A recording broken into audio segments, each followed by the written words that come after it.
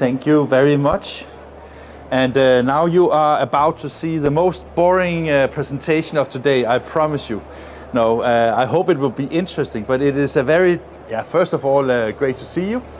I will introduce myself in a moment, but I have a few slides I want to run with you first, because I think this topic that Jarkko and I spoke about is extremely important for this industry. Maybe not just for the industry actually, but to all the people and all the industries in the world. So the headline of today, and I'm sorry that I can't speak Finnish, but at least then Katra can understand me as well. So the headline here is why the green agenda is the only way to make you profitable.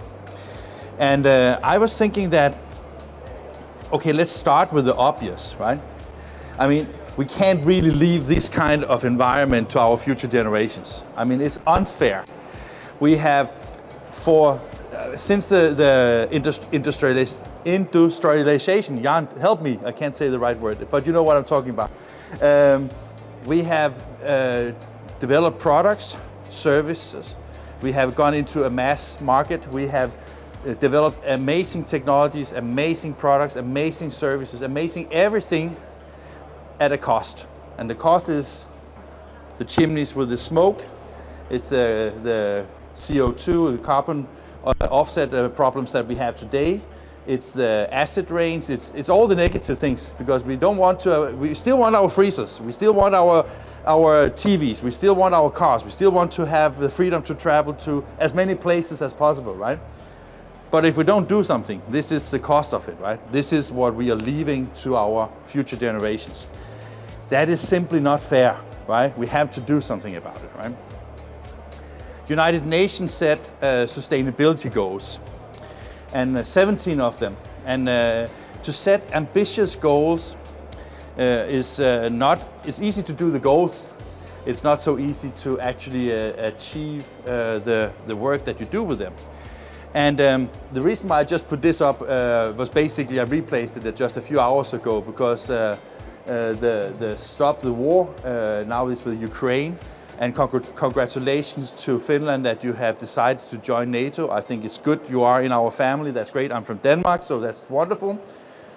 And the reason I put this sign up is because if we don't do anything in relation to the environmental things that are challenging the entire globe, we will see refugees, we will see people movements, we will see all the things that are causing a lot of other problems. So the 17 goals are something that we need to address. And I put in a few pictures here just to show you a little bit about what I'm talking about. Because the 17 goals, I will not go through all the 17 goals, but the first one represents health. One of the goals is that everybody has the right to have a healthy life. So we don't need the chimneys with the smoke coming out to us, because that is not healthy, right? I think we can agree on that. We also need clean water. That is also an issue that is based on the lifestyles that we have created for centuries, in particular in the Western world. And now, unfortunately, just something that we export to developing countries in both Africa and Asia. The third photo is everybody has the right for education. I think that a lot of people both in our industry and in all other industries are completely, entirely convinced that one of the most important ways of solving all the problems that we're facing is by inventing better solutions for all the things we're doing. So education is a necessity. It's not only for the young ones in the rich part of the world, it is also something that we need to take very serious when it comes to the developing countries. And then I think it was fun when I found this photo, the all-gender restroom. Maybe it should be even longer, because I have no control on how many genders apparently we have today. But I think that was really good, because basically that allow people to live as they want and as they like. And unfortunately that is not a given in a lot of countries. Even in our part of the world, for example, women's right to free abortion is under big pressure in some countries. And I mean, I don't know what you think about it, but of course, I think it's going back. It's going back to something that most people will not like, basically, right? Then we have the clean energy. Wind turbines and wind energy is one solution, solar another, water, even nuclear, which you're using here in Finland, is on the agenda when it comes to things like that. And then of course child labor. It cannot be true that people are having situations in their life where children have to be abused in order to produce some of the things that we are working with. I was in India, I've been there many times, but I was in India 7 years ago, and I was in a factory where they were doing plastic moldings for an Italian producer of chewing gum. So remember, when you have these chewing gums where you basically buy, when you go to the register in your supermarket, you see 10 packs of chewing gum, and then you can buy this for €2 or whatever you pay for it. And it was so terrible, the situation in that factory, that I couldn't believe my own eyes. People sitting in the floor, they have like high energy electricity. They were using no security tools. They were sitting in terrible conditions. And I said to the owner, say, why do you think this is okay? And he said, basically, I don't think it's okay, but the Italian buyer, he wants to buy it for 0.1 euro cent. And that is the market price in India for that kind of product. And I said to him, what would happen if you raise the price to 0.15 euro cent for that package, just to see if you could get more money into.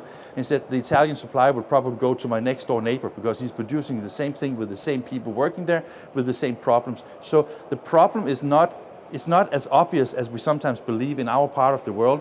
Also, when it comes to discussions about child labor, we shouldn't go many generations back in Scandinavia where it was normal to have children part of your household working for you. But we have developed, we believe that people should go to school and not go to work when they have a young age. So that is definitely something that is extremely important part of the 7 United Nations goals.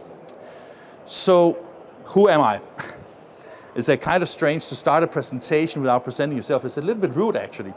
My name is Morten. I come from Denmark. I am the editor of an online media called INKISH. And we thought it was a brilliant name when we invented it 7 years ago, because we thought INKISH. A lot of people probably understand that, especially English-speaking countries and people. But every time we go somewhere, we are asked, so what is INKISH? Is it a specific Danish word that you use for the graphics art industry? And it was like, it's INKISH. Ish. So the name is simply INKISH because we thought it was a brilliant name. And now we have, I think, I don't know, I think that Scandinavians are pretty modest in general. And but INKISH has, in the 7 years, become one of the biggest online media in the graphics arts industry when it comes to films. We have done almost 1,600 something films now, from Asia, from Africa, from Latin America, from Northern Europe, from Middle East, from North America. So I have had the pleasure of talking to so many people that I feel that is maybe the reason why Jaco asked me to stand on this stage and try to give you a little bit input of how I see the world through the eyes of an editor visiting the world. The printing industry is extremely exciting in my opinion, and I think it's an exciting growth industry. If you think of it for a second, some people might say, well, he might have traveled all the world, but he doesn't know because my business doesn't go so well. That might be an assumption. Another thing could also be that, well, in Finland it doesn't go as well as in Sweden or whatever the situation might be. The situation is, however, a little bit different, because if you think back, for those who study history or understand our industry, where we come from, the market is changing, because in the good old times, the printing industry was essentially newspapers and books. That was the majority of what we were doing. Were printed in large volumes. It was part of the Industrial Revolution. It has been an extremely important part of the democratization process, because I don't know if you know, but one of the first things that happened when the Baltic countries got out of the Soviet regime was basically that European Union subsidized the printing machines to the Baltic countries, so it would be democratization Yeah, you know what I'm talking about, right? There's apparently some words I can't say. But basically giving the people, the businesses, the freedom of communication, because communication is where we come from, and communication is where I believe where we can actually maybe find solutions in the future also for some of the things we've been talking about today. And that is one of the reasons why I'm here. INKISH is an independent company. We also pride ourselves of trying to be as unbiased as possible. And we talk to people from, as I said, from all over the place. We have also interviews from Finnish people. So if you want to see, you can always go to inkish.tv and see that. I have also had the pleasure of writing a few articles to Sign and Print. And fortunately for you, it's been translated to Finnish. So that's a little bit about me. And yeah, as I'm from Denmark, I'm married, I have 3 kids. Yeah, that's it, yeah. So I think that to some extent the stage is now set.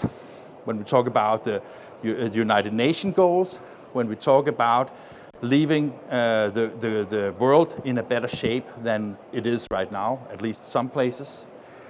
So now the thing is that, why is it that I can say the stage is set? I found this photo here because I think it to some extent shows very well what this is all about.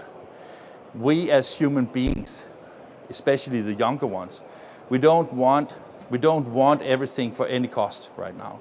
We have come in a situation where especially the younger generation, the Greta Thunberg and the other young generations, are setting a new agenda where the money is not everything. There's a lot of consequences with it. There's a lot of changes that needs to be done. But maybe now is the time where it's actually possible to do these kind of things. Just imagine that if you are just after the Second World War, for example, I think that one of the most important things after a war, and you can see that in Ukraine as well, is that you have to put much money into rebuilding the infrastructure, building houses, building homes, building everything. And maybe having houses and businesses and infrastructure in a very short period of time is more important than the environment. Who knows? I think that the people in Ukraine probably would like to have a house to live in before they do something about the pollution in the world. But when we look at these young people and we look at the generations in the future, the surplus of resources we have financially, knowledge-wise, all those kind of things, are the only way that we, in my opinion, can make sure that we have a sustainable future, basically. So with all the problems that I mentioned, I think that what is more important is that this is, of course, also an opportunity.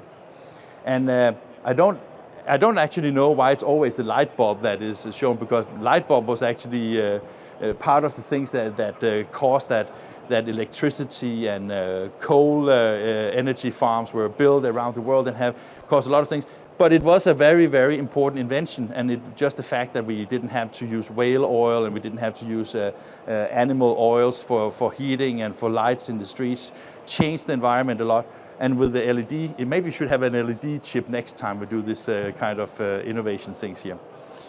So when I talk about an opportunity, I want to show you, I have Jan and I, Jan is my filmer, he's sitting there. Jan and I, we went some years ago to a printing company in Copenhagen called KLS Pure Print. And basically the story I will show you, I made a very, very hard cut down of it because it's a 15 minutes film. But they basically said that, okay, they were in a situation, they couldn't afford to buy a new printing machine. They were in a situation where all the way they were selling print was more or less the same as all the other printers in the world. And they were basically looking, okay, either we go bankruptcy and go that direction, or we have to do something else and go that direction. That is the opportunity I talk about here. And they decided in a management meeting just over a weekend, we want to be a green company right now. And is that easy to do? Well, the first obstacle was that when they met their marketing people the next Monday morning, they came to where the marketing person said, do you really mean this? Or is it just because you want to do some little greenwashing to make you look better? And then he gave the owners the unpleasant, it's called the unpleasant future of Al Gore, and said, this is a 400-page book, go home, read it, come back, and then let's talk. And this company actually decided to do a lot of things which has saved them as a company. So I just want you to see, it takes about 3 minutes, so just watch it and listen.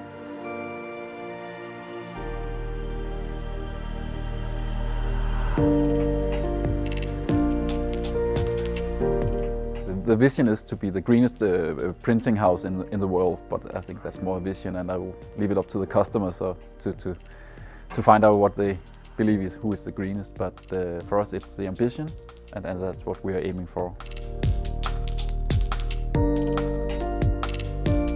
I think I have to take you a little back in history to 2007.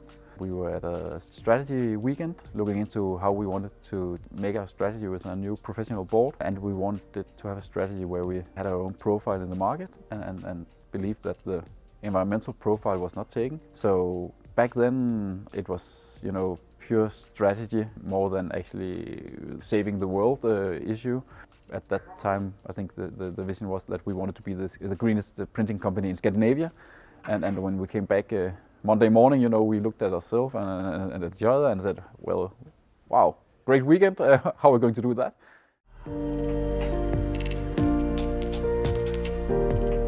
From 2007 to 12, we looked very much into our own carbon emission. We made the strategy of driving electric cars. We invested in our own windmill, put the white roof on the building, and looked into a lot of consumption of electricity. We reduced our electricity in that period with 28%. We reduced our water consumption with 59% and the heating by 64%. So yeah, we got quite far. We talk about a lot of different types of materials. We talk about the paper and the substrates in the paper. We talk about the ink. We talk about the varnish. So there's so many components in the product that we need to change, and we need to introduce a totally different thinking on how our materials live after they leave the factory. They were in a big trouble, and they were maybe mostly in a financial trouble, but that turned them to become one of the greenest printing companies in the world, building a lot of their the ways that they do things on a circular economy basis. And that is quite interesting because there's only 3 companies that can call themselves in the world today pure print. And that basically means that they have a fully circular economy. All the paper they consume has been carefully selected and tested. And what happened now for the company, and you can say that it's a little bit contradictory because they got like 2 major customers based on this philosophy. They got Carlsberg, the beer brewer, and they got McDonald's, right? And you think of what I think is a kind of contradictory is that I think that most of us know that McDonald's is probably one of the biggest consumers of something that has a very, very short shelf life, basically. So you can always think about that. But that big companies move from less sustainable productions to more sustainable productions is an example that this is something that is smart. And I write here better, smarter technology, because I think when I spoke to Jaakko about doing this presentation here, I thought that there is no simple reasons and simple ways of making sure that things can go the way we want. But if we put something, a little mind in our head and try to do it in a good way, then I think that was that me? Then I think that we have an opportunity in front of us. Also, something that is important is that less is better. Some of the things that we're working on producing a magazine about sustainability that we expect to publish in November. Just to give you a few examples of how technology can help on the sustainability agenda and still make it profitable also for the printing companies. If you have most of the plastic products that you buy today with print, it can be chocolate, it can be perfume, it can be sleeves on bottles, it can be anything. Basically, you use some kind of UV curing to do that, and you do use mercury-based UV lamps for it. Mercury is not very healthy. It uses a lot of energy and it develops a lot of heat. So one of the solutions, just to give you an example, is now they are starting using LED instead of using mercury for drying. And that basically means that now instead of having a certain amount of thickness of plastic. Now you can reduce it to sometimes half, sometimes even less. So you still have good packaging for the fish products or for whatever you need plastic for, but you can reduce the amount of plastic to a fraction of what you did just because of technology. So less is better. That is why I'm writing this. And effect versus volume is basically means that sometimes just think about the best way to save the environment is basically not polluting the environment. So every process you can think of should basically take that out of the equation. A guy we met in America, his name is Mike Ferrari. He used to work for Procter & Gamble. He is basically now doing a sustainability development classes for businesses. And he says basically we have first the business, what can they do for themselves in order to make sure that they have use as little energy as possible. Next, within the company, how can they produce sustainable products that have a life cycle that is interesting and sustainable? And the third part of the thing is the products they produce, how can they make sure that they can be recycled or reused in different ways. So, one of the things I always like also when it comes to the costing thing, because I promised to talk a little bit about that as well, is that you've seen this one. How much does this car cost in Finland? Would you think? How much? Just about 20,000. Okay, do you know how much it costs to produce? Any idea? Yeah. No, actually not. It costs 2,000 euros to produce. So when you have a car like this, Volkswagen, they pay about 2,000 euros to get it produced with everything in it, which is sometimes just amazing to think of when you sometimes buy printed products that are, let's say, 2,000 magazines of 64 pages, you pay the same, right? That is the cost of it, because they are robots, everything is mass produced, so quite interesting, right? This one, how much does that cost to produce? It depends on a lot of different things, volume, right, paper, anything like that. But I would say that if you say anything in general, it is probably paper plus ink, plus plates, plus time, plus binding, plus packaging, plus delivery, plus markup. That is how we do in the printing industry, right? So, next question. Do you believe the selling price of Vogue is related to the production cost? No, absolutely not. The selling price of Vogue, I am 100,000% certain that it is only a question on how much they can get the customers to pay for it, right? But funny enough, when I go back to this one, right? When we price our products, we don't look at the value we're delivering. We look at the cost elements of creating the product. And when you look at the Volkswagen from before, it's kind of interesting to think of that they can produce a car for 2,000. And if they just marked it up like we do, they will sell it for 2,300 euros and they will say, we don't make any money in this car industry, right? But as long as people in Finland will pay 20,000 for it, right? They have a good margin. And they also have another opportunity. They can differentiate prices in different markets depending on how much money you have for your disposal, right? So that is one way of looking at the pricing processes, right? So conclusion is basically, if we as printing industry were able to price the value rather than the cost plus, then it would be fantastic. And why isn't we can't do that? Well, for me, excuse me, for me, it goes back to the story about the chewing gum manufacturer in India, because there's no difference. Because if we start selling what we believe is the potential value of what we are selling, rather than the cost plus, all the Vogue customers, they will go to the other printing companies that still price based on cost plus models instead of pricing on the value they deliver, right? It's a very difficult conversation, because what happens now, Finland has been in the middle of a paper crisis for a very long time, and the supply after the corona has given extreme high prices on a lot of things, from computer chips to everything. We see inflation higher than ever. And basically, the